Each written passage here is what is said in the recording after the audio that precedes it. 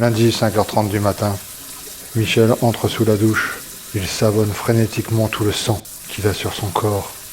Il frotte son torse, puis son ventre. C'est là que le sang a coulé. Michel ferme les yeux et revoit dans sa tête toute la scène. Il se revoit descendre au parking de sa société. Il se voit marcher vers sa voiture de sport. Il voit une arme. Il entend une détonation. Il aperçoit le sang couler. 6h30. Michel sort enfin de la douche. Le sang est parti, mais il est encore présent dans son esprit. 7h30, Michel s'accroche au volant de sa Ferrari et fait hurler le moteur. Il déteste ses voisins. 7h40, Michel pénètre dans le parking de sa société et se gare à sa place attitrée. Il sort de sa voiture, déclenche l'alarme et inspecte le sol poussiéreux. Il n'aperçoit rien, pas de traces de sang. Le service de nettoyage a dû passer de bonne heure. Il enfonce le bouton numéro 33 de l'ascenseur et monte au plus près du ciel.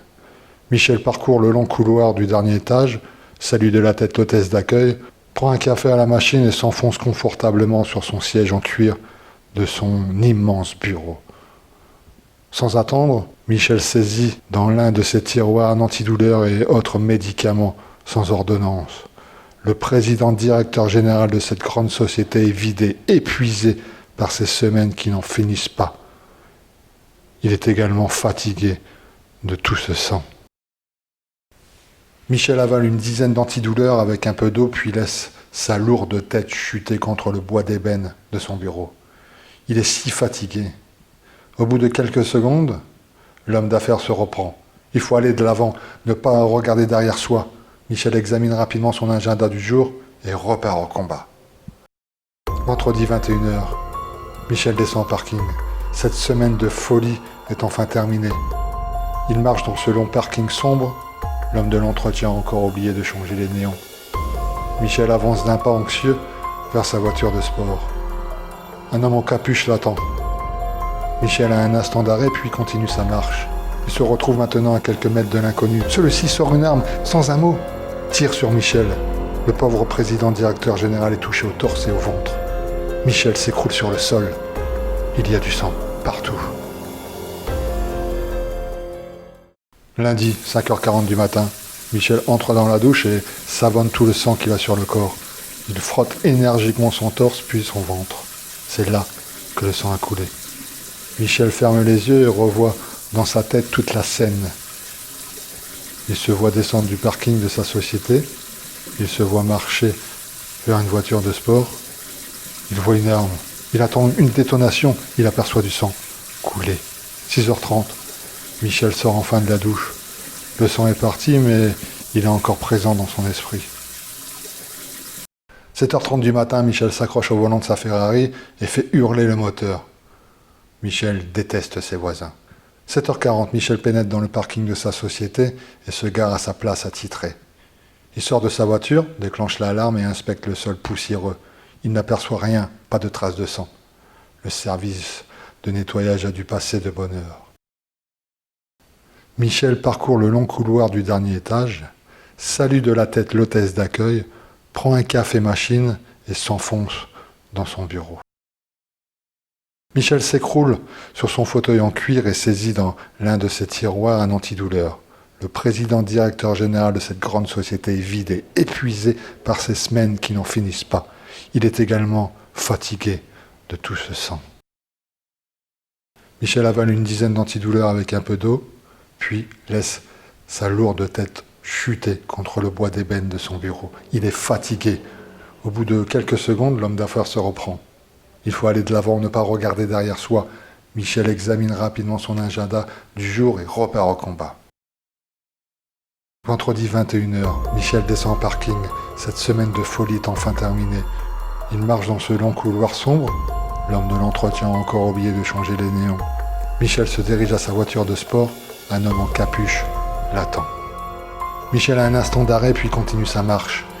Il se trouve maintenant à quelques mètres de l'inconnu. Celui-ci sort une arme et sans un mot tire sur Michel. Le pauvre homme est touché au torse puis au ventre. Michel s'écroule sur le sol. Il y a du sang partout. Comme tous les vendredis soirs, Michel trouve la mort dans le parking de sa société. Un homme, jamais le même, l'attend et lui tire 2 balles, une dans le torse et une autre dans le ventre. Le lundi matin, Michel reprend vie. Une sorte de monstre lui redonne vie. Pourquoi? On ne le sait pas. Pas encore. Lundi, 5h30 du matin, Michel rentre dans la douche et savonne tout ce sang. Il est fatigué de cet éternel recommencement. 15 minutes plus tard, le chauffeur de taxi passe la grille de la villa. Michel grimpe à l'arrière et demande au chauffeur de se rendre chez le chef de la police. C'est un de ses amis. Il pourra certainement l'aider. Vendredi 21h, Michel descend au parking. Il marche dans le long parking sombre. L'homme de l'entretien a encore oublié de changer les néons. Michel se dirige à sa voiture de sport. Un homme en capuche l'attend. Michel a un instant d'arrêt, puis continue sa marche. Il se trouve maintenant à quelques centimètres de l'inconnu. Soudain, Michel sort de sa poche arrière un revolver. Ce matin, avant de monter dans sa voiture, il a contacté son ami de la police. Celui-ci lui a fourni cette arme avec laquelle il s'apprête à mettre fin à cet éternel retour. Michel abat froidement l'homme à la capuche, échange ses vêtements avec l'inconnu, puis part en courant de ce parking maudit. 2 ans plus tard, Michel commande un thé glacé et ajuste ses lunettes de soleil. Michel plonge son nez dans le journal comme tous les vendredis soirs. Il regarde avec un fort appétit les dernières nouvelles économiques.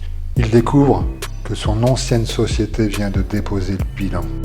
Le journaliste de presse écrite n'est pas étonné de cet échec.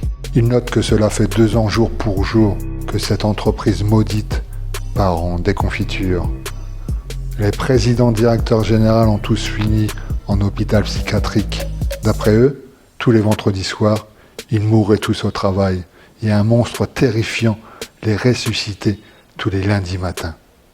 Michel referme son journal, regarde sa montre. Il est temps d'aller à la plage, profiter de ce beau samedi.